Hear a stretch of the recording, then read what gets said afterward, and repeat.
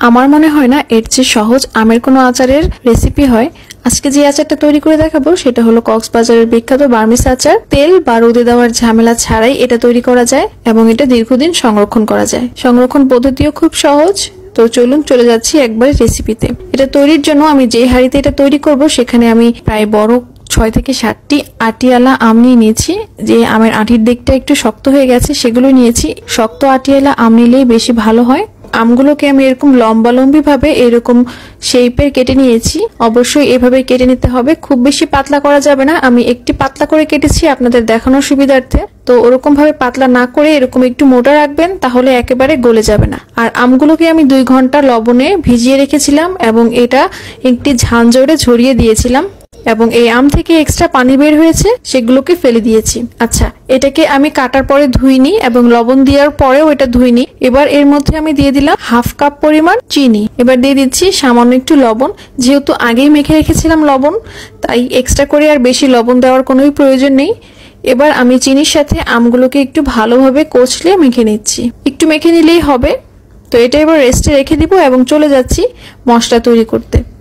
আমি আমের জন্য যে মশলাটা দিব আচারে, সেই মশলাটা তৈরি করব। সেজন্য এখানে আমি নিয়ে নিলাম 5 ফোড়ন। আমি প্রায় 4 চা চামচ 5 ফোড়ন নিয়েছি। এবার এগুলোকে একটি তাওয়াতে ভেজে নিচ্ছি। 2 থেকে 3 মিনিট ভেজে নিলেই হবে। এবার এটাকে গুঁড়া করে নিব। তো গুঁড়া করে নিয়েছি। এবার চলে যাচ্ছি আচার তৈরিতে। কিছুক্ষণ পরে দেখা যাবে চিনিটা গলে গিয়েছে এবং এর মধ্যে কিছুটা পানিও ছেড়েছে আম থেকে। এবার এতে দিয়ে দিচ্ছি আমি শুকনা মরিচ। আমি এখানে আস্ত শুকনা মরিচ নিয়েছি এবং এটার বোটাটা ফেলে দিয়ে ভিতর থেকে যতটুকু সম্ভব বিচিগুলো ঝরিয়ে ফেলে দিয়েছি। তা না হলে অতিরিক্ত ঝাল হয়ে যাবে। তবে আপনারা যদি আচার একটু ঝাল বেশি খেতে পছন্দ করেন সেক্ষেত্রে বিচিগুলো ফেলে না দিলেও চলবে। তো এগুলোকে এবার আমি কুচি কুচি করে কেটে দিচ্ছি। আপনারা চাইলে গুঁড়া করেও দিতে পারেন, তবে আমার কাছে মনে হয় এভাবে করে দিলে এটা দেখতেও ভালো লাগে এবং ঝালটাও একটু কম লাগে। এবার আমি এখানে দিয়ে দিলাম সামান্য একটু হলুদের গুঁড়া আর দিয়ে দিচ্ছি 1/2 চা চামচ মরিচের গুঁড়া। হলুদের গুঁড়াটা দিয়েছি শুধুমাত্র রং হওয়ার জন্য, তবে না দিলেও কোনো সমস্যা নেই। এবার এগুলোকে একটু রান্না করে নিচ্ছি। চুলার আঁচটা মিডিয়াম আছে এই পর্যায়ে। তো এবার এগুলোকে কিছুক্ষণের জন্য রান্না করে নিব। ভালোভাবে ফুটে উঠলে এটা দেখুন ঠিক এরকম হবে দেখতে। তো এগুলো আরো কিছুক্ষণ প্রায় 7 থেকে 8 মিনিট জাল করে নিয়েছি। এবার চুলার আঁচটা মিডিয়াম লো করে দিয়েছি। এবার আমি এখানে দিয়ে দিচ্ছি প্রায় 1 চা চামচ সেই গুঁড়া করে রাখা মশলাটা, মানে 5 ফোড়নের গুঁড়া। এর মধ্যে এখানে দেখা যাবে কিছুটা পানি শুকিয়ে গিয়েছে এবং আমগুলো সিদ্ধ হতে শুরু করেছে। পুরোপুরি সিদ্ধ এখনো হয়নি। এটাকে এভাবে আলতো করে নাড়াচাড়া দিতে হবে। আমি প্রথমে যে লবণ দিয়ে মেখে রেখেছিলাম সেটার বড় একটি সুবিধা হচ্ছে আমগুলো গলে যায় না। আর অবশ্যই একটু আটিয়ালা আম নিয়ে নেবেন, তাহলে আমগুলো গলে যাওয়ার কোনো ভয় থাকবে না। এবার কিছুক্ষণ নেড়েচেড়ে মিশিয়ে রান্না করে নিচ্ছি। এবার আমার মনে হয়েছে এখানে আরো 1/2 চা চামচ মশলা দেওয়ার প্রয়োজন, তাই আমি এখানে আরো 1/2 চা চামচ মশলাটা দিয়ে দিলাম।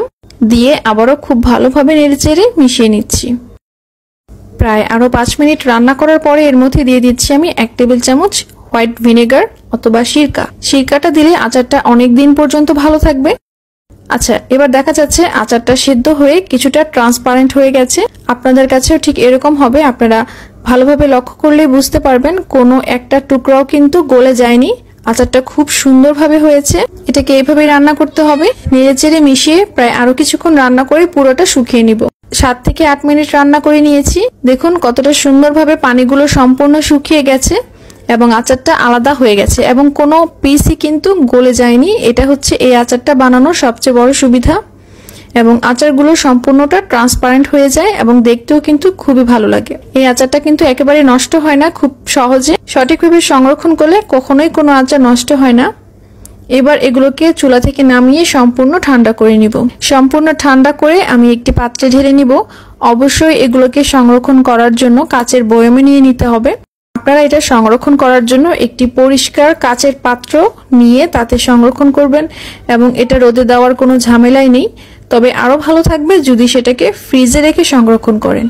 আমি আমার আচারগুলোকে সবগুলো ফ্রিজে রেখে সংরক্ষণ করি সব সময়। আশা করছি রেসিপিটা আপনাদের কাছে ভালো লেগেছে। আমার কাছে মনে হয় না এর চেয়ে সহজ কোনো আচারের রেসিপি হয়। রেসিপি যদি ভালো লেগে থাকে তাহলে ভিডিওতে লাইক, কমেন্ট এবং ভিডিওটি শেয়ার করতে ভুলবেন না। আমার ইউটিউব চ্যানেলটি সাবস্ক্রাইব করবেন এবং ফেসবুক পেজটি ফলো দিয়ে সাথে থাকবেন। সবাই অনেক ভালো থাকবেন। আল্লাহ হাফেজ।